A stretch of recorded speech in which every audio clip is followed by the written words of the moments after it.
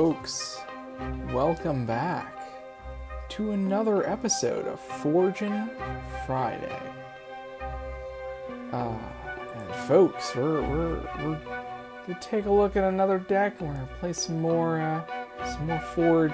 You don't know, I think I forgot to mention it in the last one.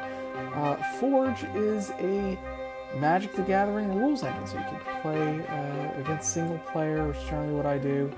There's also some network play that it's tricky on a computer, so I don't really play that much with other people on it. But let's jump into this deck.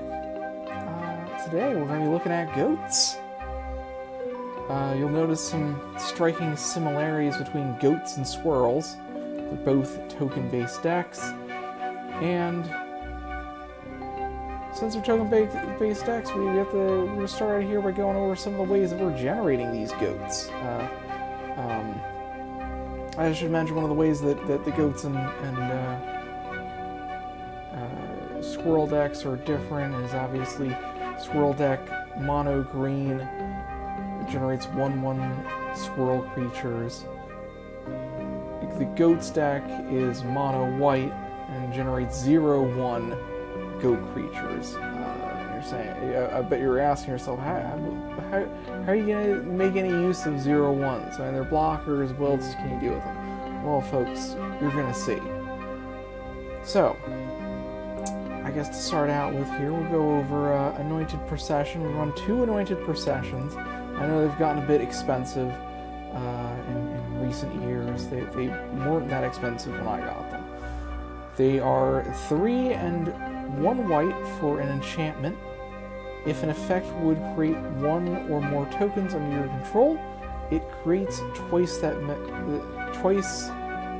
many of those tokens instead. So, all the ways that we have to create goats, it's going to double those. So we have Anointed Procession. We have one of the, I would say that the key card in this deck, the card that actually generates the majority of our goats and kind of makes this whole deck work, is Springjack Shepherd. And Springjack Shepherd is a 3 and 1 white for a creature Kithkin Wizard. It's a 1/2. And it says, Chroma. When Springjack Shepherd comes into play, put a 0/1 white-green creature token into play for each white mana symbol in the mana costs of permanents you control.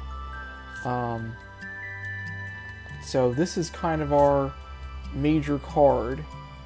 As I said, this is the one that's going to be our real goat generator. And you can see it just perusing, you can see we have plenty of white mana symbols everywhere around here. So we don't have a lot of some of these are instants, but a lot of these are enchantments that stick around. A lot of these creatures have 1 or more white mana in them. So, hopefully when you drop this Springjack Shepherd, you're going to get 5, 6, 7, maybe if you have an Anointed Procession, you get even more than that. A bunch of 0/1 goats once you plop it into play. So, beyond that, we have 3 Springjack Pastures, which are lands, and each one of them has tap, add 1 to your mana pool. It has pay 4 mana, 4 colorless mana, tap, add a 0/1 white goat creature token into the battlefield. So it generates our goat. And it also has tap, sacrifice X goats, add X mana of any 1 color to your mana pool, and gain X life. Generally, you're going to be creating white mana with that ability, and generally I found when you're using the sacrifice ability on these, I mean, generally that's kind of, it's correctly ordered in that that's the last ability I would use on this, because you generally want your goats. You don't want to be blowing up your goats to gain life and cast things. You have plenty of planes ready. I mean, maybe if you're really mana struggle, but why would you have goats if you're mana struggle? You're generally going to be using this either to generate, if you have 4 planes, or another Springjack Pasture and 3 planes or whatever, some combination of 4 mana, you're going to be tapping this to create a goat. And if you have one of these Anointed Processions out, you're going to be making 2 goats by using that ability.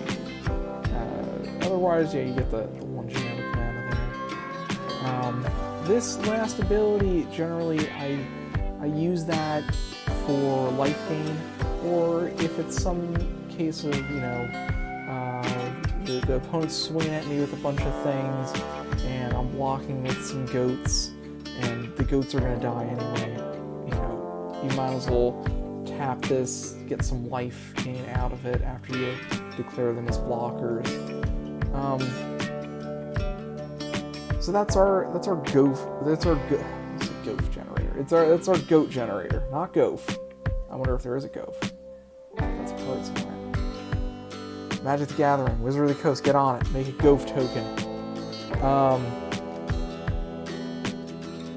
The other thing, as you can tell with this life gain ability here, there's a decent amount of life gain in this deck. We run 4 Nyx-Fleece Rams, which are 0/1 enchantment creatures, and they are 0/5, or 0/5s. And it says, at the beginning of your upkeep, you gain 1 life. These are pretty good to play, on your second turn. You drop one of these things down. It's a pretty decent blocker. 5 is a lot of toughness for a creature to get through. And the AI has this habit of not even... Well, I mean, maybe the AI has gotten a bit better about this, but I know that if it sees a blocker there, it just won't even attack. It probably should. It probably should attack if it has 2 creatures. And, like I said, the extra life gain in this, always appreciated. One of the things about these decks, about the token decks, is that they're kind of slow decks. I mean, you could tell with the goat deck, at least, you could tell, you kind of want to have a lot of enchantments and creatures and stuff on the board ready, so that when you slap down the Springjack Shepherd, you get your most of your value out of it. You get a ton of goats from it. So, you want the life gain is very good, and certainly having a blocker is very appreciated in this deck. And then in corollary to the Essence Warden that we had in our Squirrel deck, we run 4 Soul Wardens, which is 1 white mana for a 1/1 creature that says whenever another creature enters the battlefield, you gain 1 life. Same thing as Essence Warden. That one's in green, this one's in white. I actually knew about Soul Warden first. I think there is another white creature that has something very similar. I think it might be only your creatures though, so I think I used to have that in this deck and removed it. The Soul Sisters, that's what they're called. So it's something soul something. So that's the life gain. So what else do we have in this deck to protect us while we're dumping all these white creatures and enchantments and stuff like that we want to somehow keep ourselves alive even with the life gain? What if there's say a Shieldred or something on the board that's damaging you every time you draw a card? So so that's where some of the prison parts of this deck come into play. So we run 3 Oblivion Rings, which is 2 and 1 white for an enchantment that says, when Oblivion Ring enters the battlefield, exile another target non-land permanent. And when Oblivion Ring leaves the battlefield, return that exile card to the battlefield under its owner's control. So, there are other similar white effects, like a portable hole. I think there's, what's the spirit something or an essence spirit? I don't know. There are a bunch of things that you play and it exiles a thing. One of the downsides of Oblivion Ring is that, and you'll see that also with Stasis Snare as well. We'll get to that. Whenever it leaves the battlefield, the opponent gets whatever it is back. So the thing doesn't disappear forever. I forget. There's that one creature that maybe we'll see it as we play the AI that can exile a permanent, and it just when that white creature disappears, you just get a spirit instead of the permanent that you had. So maybe that's an upgrade for this deck, I suppose. If I don't remember what it's called. Was it Skyclave Apparition? Is that the name of it? Maybe that's what it's called. Other prison part of this deck, Stasis Snare. We run 3 of those. That's 1 colorless and 2 white for an enchantment that has flash. It says, when Stasis Snare enters the battlefield, exile target creature and opponent controls until Stasis Snare leaves the battlefield. So same thing with these. I think there is some trick that you can bounce the Oblivion Ring or counter the Oblivion Ring as it comes into play, and the person never gets the thing back. I don't think we have anything like that in here, but so yeah, the great thing about these is it removes some of the troublesome permanents that our opponent has to keep us alive, and we get the extra, 1 white from the Oblivion Ring, 2 from the Stasis Snare, that goes towards the chroma on our Springjack Shepherd, so we get more goats. So you're probably asking yourself, you created these goats, you've tried to lock out your opponent, gain all this life. What are you gonna do now? You've gotten all these goats. So that comes into our buffs here. So we have Honor of the Pure, which is 1 and a white for an enchantment. And it says white creatures you control get +1/+1. Pretty nifty. And we also run 2 Obelisks of Urd. And Obelisks of Urd are 6, and you're probably saying, oh, that's a lot. What's it going to do? Why is it 6? Well, Obelisk of Urd also has Convoke, which says your creatures can help cast this spell. Each creature you tap while casting the spell pays for 1 or 1 mana of that creature's color. So this is a colorless artifact, so you just tap for 1. But that's great in this deck because hopefully you slam down your Springjack Shepherd here, and you're holding your Obelisk of Urd, and you just tap. You maybe tap your Springjack Shepherd and some of those goats to pay for Obelisk of Urd. Now, what do you get with it? It also says, as Obelisk of Urd enters the battlefield, choose a creature type. Creatures you control of the chosen type get +2/+2. So, what does that mean? So that means if you get down an Honor of the Pure, all of your goats are suddenly 1/2s. not that big. You get down to when they become 2/3s. You get down Obelisk of Urd, and those goats that you've generated suddenly become 2/3s. And 2/3s are pretty significant. 1/1s are, you can block those, are kind of not that big of a deal. But a 2/3, you have to have something with three power to push through it. Three toughness is you can also block things that are 1 or 2. What is it? I think Ragavan is a 2/1. So, you could block a Ragavan with your Obelisk of Urd goats.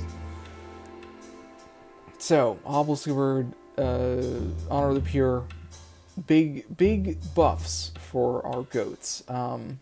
But the bomb of this deck is Mirror Entity. And Mirror Entity is a 2 and 1 white for a creature shapeshifter.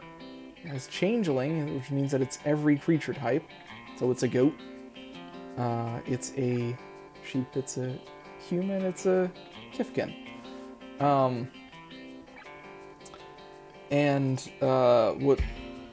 It's a 1/1, but the thing that really makes Mirror Entity the bomb of this deck is it has pay X mana.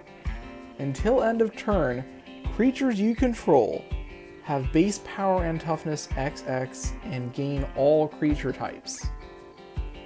So suddenly, you have a Mirror Entity out, you play your Springjack Shepherd, it makes 7 goats or something.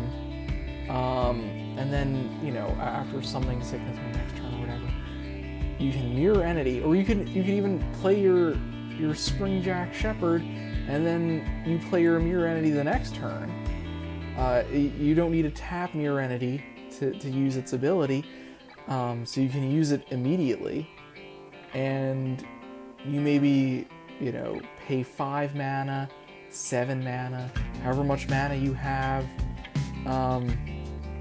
Maybe that's a time when you use this Springjack Pasture to destroy some goats to pump the rest. And suddenly you have a bunch of 7/7 goats swinging at your opponent, and you can do that after the declare blocker step. So you can swing in. The AI should probably, maybe I should file a bug report saying it needs to consider Mirror Entity's ability, because when you swing in and it tries to block, your 0/1s or your tiny little creatures, you can then buff all of them up to 7/7s, kill all their creatures, and do some damage with whatever they didn't block. But I will say that is very true to life. If you're playing a game against somebody and they're not reading all your cards, they don't know exactly, and they're not always considering what Mirror Entity does as you're playing things and doing stuff, it's easier for a person, once you've swung in and they've declared blockers and you're ready to do damage, it's easy for that person to forget you have a Mirror Entity and can buff all those things.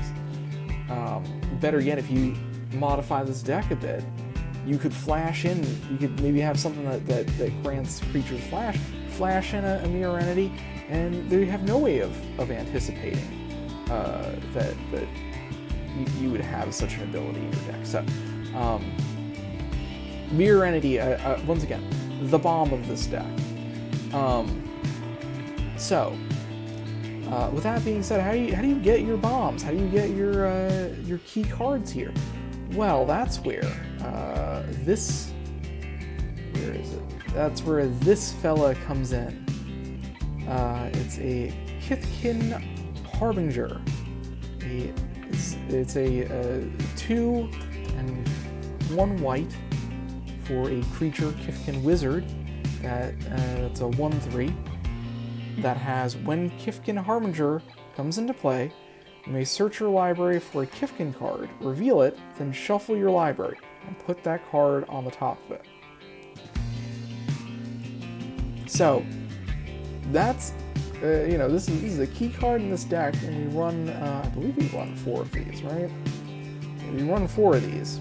The reason why we run 4 of these is because Kithkin Harbinger can tutor up our Springjack Shepherd. It can tutor up our Mirror Entity, because Mirror Entity is every creature type. It's a Kithkin. It can also, if you're a bit strapped on mana, and I've run into this, Springjack Shepherd does cost 4 mana. So if you don't have 4 mana, you only have 3, and you have a Kithkin Harbinger, and you want to get down something to block, because it is a 1/3. Block things with a 1/3. 3 toughness definitely blocks a decent number of creatures. So maybe you're still waiting for that next mana, that next land. You can Kithkin Harbinger tutor up a Mirror Entity, and it is a little bit risky to put Mirror Entity on the board, because then, it can get sniped away, they can blow it up, do whatever once it's out on the board. Although, I will say, the AI, when it does, I was gonna say, they can thought seize you. I think thought seize hits creatures. For some reason, the AI doesn't consider Mirror Entity a big threat, even though it really should. Once again, it is the bomb of this deck.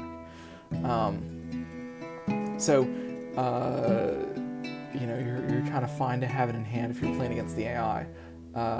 Once it's on the board, though, it's liable to get blown up. It is only a 1/1 on board, so I would say be careful about that. But if you don't have enough mana to cast your Springjack Shepherd next turn, I'd say get Mirror Entity in your hand at least, and then hope that the turn after that you draw a land. Finally, our blinks, and I call them blinks and not necessarily protection, because you'll see what we want to do with them. So, Cloudshift. Cloudshift says exile target creature you control, then return that card to the battlefield under your control.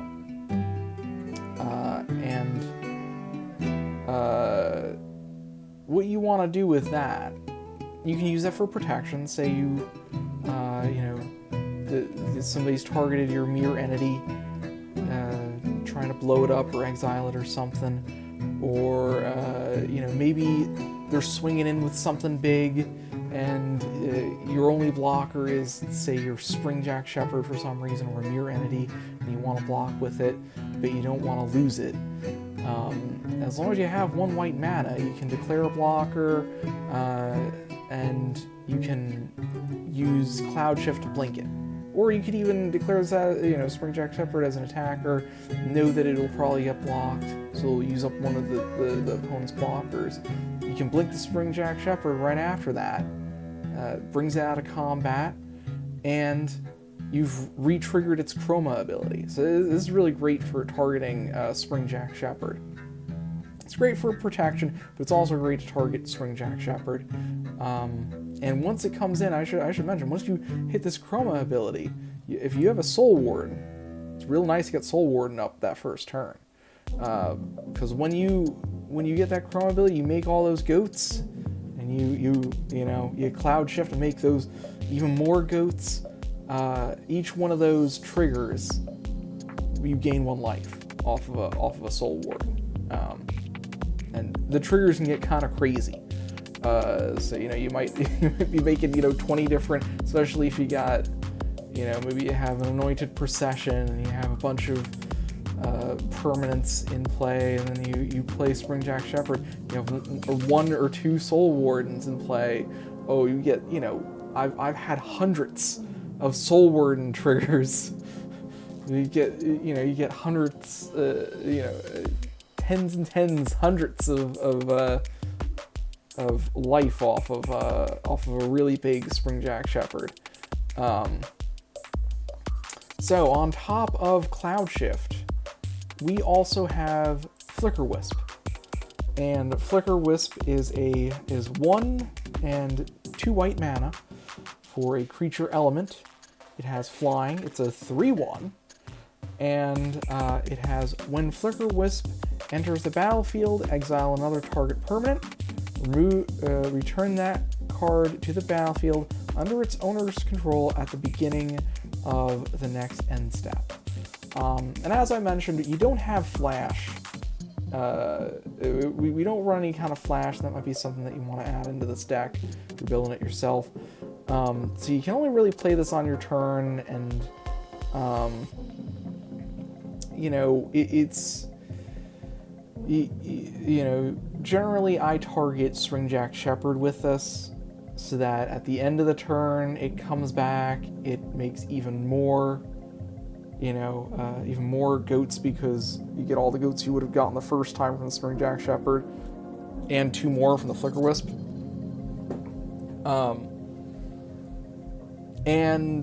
But one of the tricks here, and I should also mention, Flickerwisp also can target, say, one of your removals. So, one of these prison pieces. So, you know, say you play a Stasis Snare really early in the game just to get rid of something they have out on the board that you just don't have a blocker for.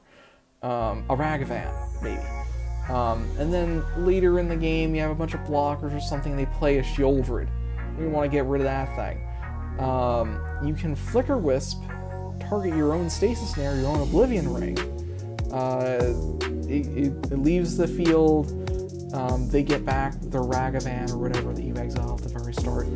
But then it drops at the end of your turn, and you can exile their Sheoldred. Suddenly, bigger threat gone. So I would say don't be afraid to play the Oblivion Rings and Stasis Snares a bit early in the game, because you can always flicker them with the Flickerwisp later on in the game. I should also mention, Flickerwisp, although it's a 3/1 and you'll lose it if it blocks, like I said, the AI very skittish about attacking into things that I know it'll lose a creature to. So it'll dissuade it. The 3 power here will really scare away from swiping in.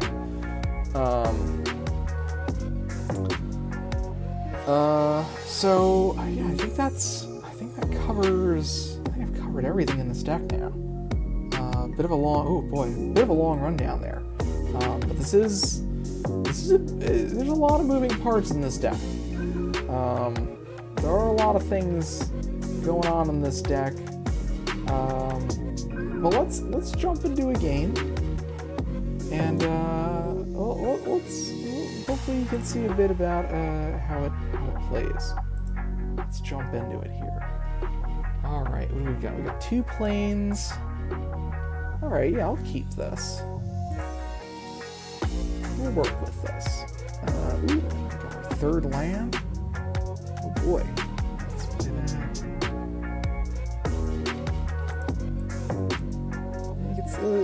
Like I said, I'm running a Reliquary Tower. Interesting. Oh, that's real bad. we need to get. Do I have an Oblivion Ring? Yeah. Okay, we're gonna Oblivion Ring that torpedo. Or we need a. We cannot allow a torpedo. Torpor orb with our goat deck here. Let's Oblivion Ring this thing. Yes. we need trigger abilities of creatures to trigger. Very important.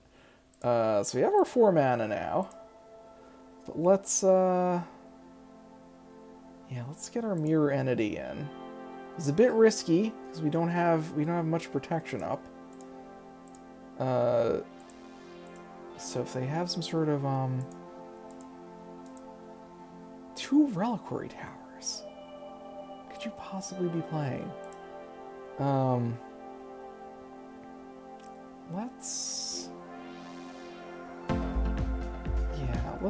I think it's time to Springjack Shepherd. We can't Stasis Snare. They don't have any creatures. Flickerwisp will do after we play our Springjack Shepherd to get that second activation.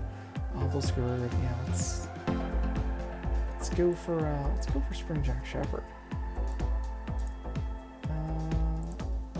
Yeah.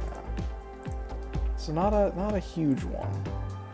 You'll see, yeah, we get all these. So it's four extra life we get off all those goats. Let's get in there. Let's hit them. There we go. I can't cast spells this turn.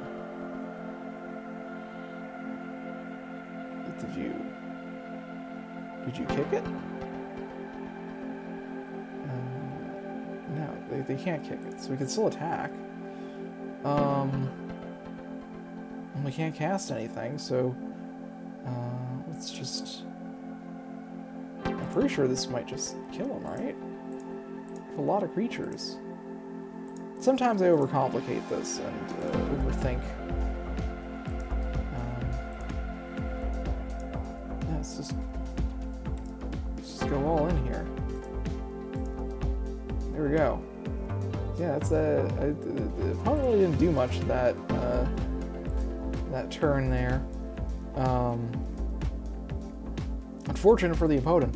Oh, actually, it's gonna play against the same opponent who didn't do all that well. Let's have it generate another deck for us to play against. Plains. Yeah, well, this is the tricky part. We got 2 lands. We really need a third one to be able to do anything. Okay. Some kind of... Okay. Well, that's 2 lands. That's the 3 lands we need. Alright. And we have a Shepherd, we have a Mirror Entity. Could next turn use these to tutor up more Springjack Shepherds. Oh boy, he's really on the mill plan here. Look, 10 cards that. See, now I'm worried there is an ability that if you tutor, it doesn't have any way of paying for it. Oh, but I think it might be a 0 cost if you tutor. You might get punished for this. Let's get another Springjack Shepherd.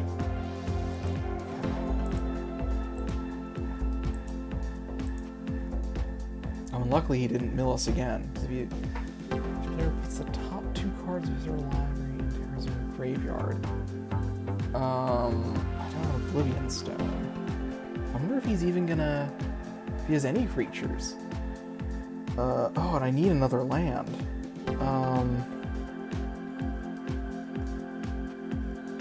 Yeah, let's play Mirror Entity. I hope he doesn't have anything to...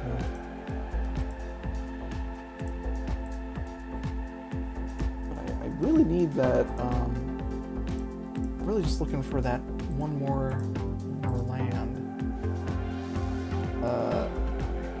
Yeah, I can't... See, I don't even have the planes to be able to, let me get in for 3 damage. All as well, right? There we go.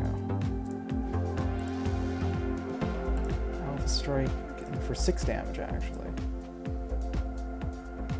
2 cards. Yeah, now. 34. Oh, well, at least I have enough to cast these.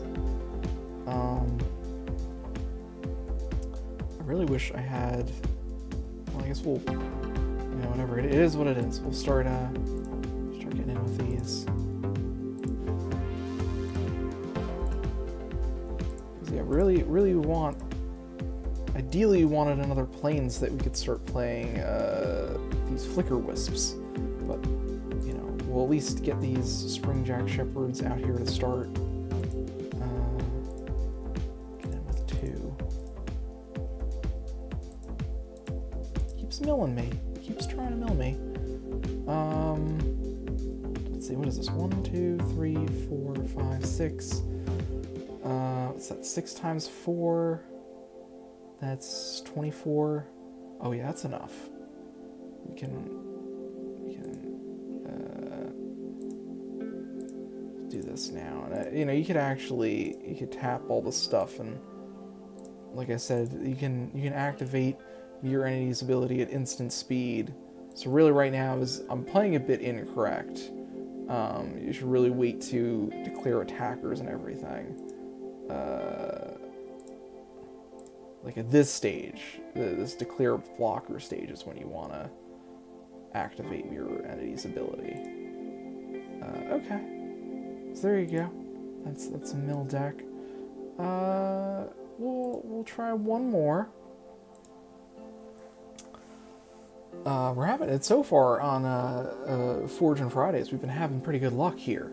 I think we've only lost a few. So will this be another loss? We'll wait and see. And we're gonna get out this early Soul Warden here. Turn 1 Soul Warden is pretty nifty. Hopefully this doesn't burn. He's only played one mountain, but that makes me concerned about burn. Well, you know what isn't afraid of burn? Nyx-Fleece Ram. It's out of burn range. Just get in there with that Soul Warden.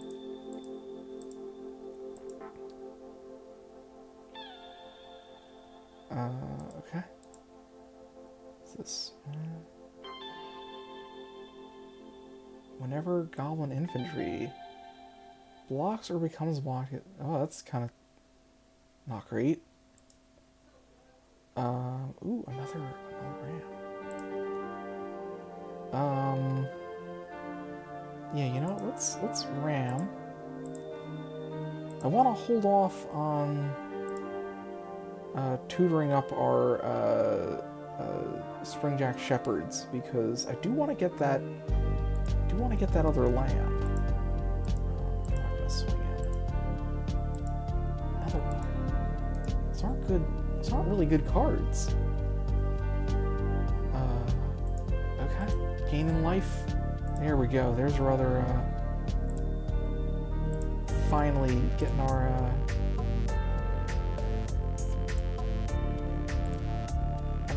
Other planes there. Auto. Let's do up our Springjack Shepherd.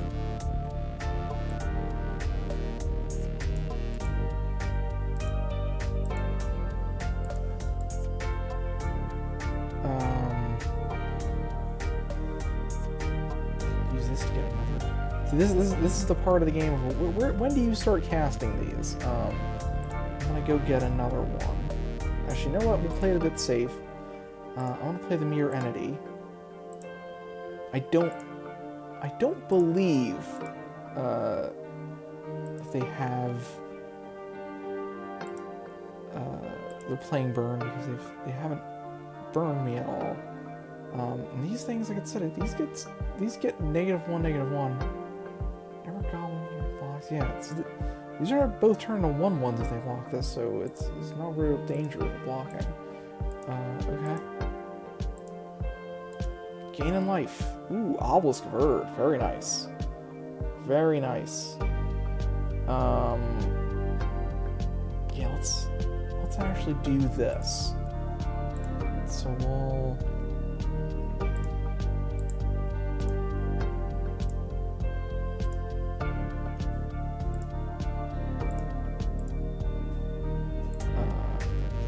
All these triggers. And then we're going to Obelisk of Urd. And we're going to tap this. And this.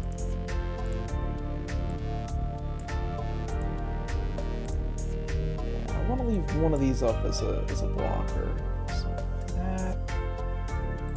The great thing about Forge is it suggests some of the things you have in your deck already. All big old 2/3s, bigger than these 2 things that it cast for 2 mana. Yeah, no, I'm not gonna declare an attack with 0/5. Oh no! Oh, what is this? Destroy an artifact. Okay. Artifact destruction. Annoying. But I think this game is... I think this game is basically wrapped up at this point. So we'll do this. We'll Alpha Strike. So this is how you're really supposed to do it. It'll become a 1/1. It becomes a 1/1. And then... this is bad blocking. Why would you block the 0/5s? I mean, I guess if you knew they would turn to 1/1s, you don't want to lose them, but why even block them? Now you activate. This is when you're really supposed to are supposed to activate your entity. Tap that. Tap it for 5. Everything becomes 5/5s, and you win by doing 30. By sending the opponent into -32. Yeah, this is a bit of a... It can turn to a bit of a crazy deck. It is slow, so if you're playing against a very aggro deck, you're gonna struggle.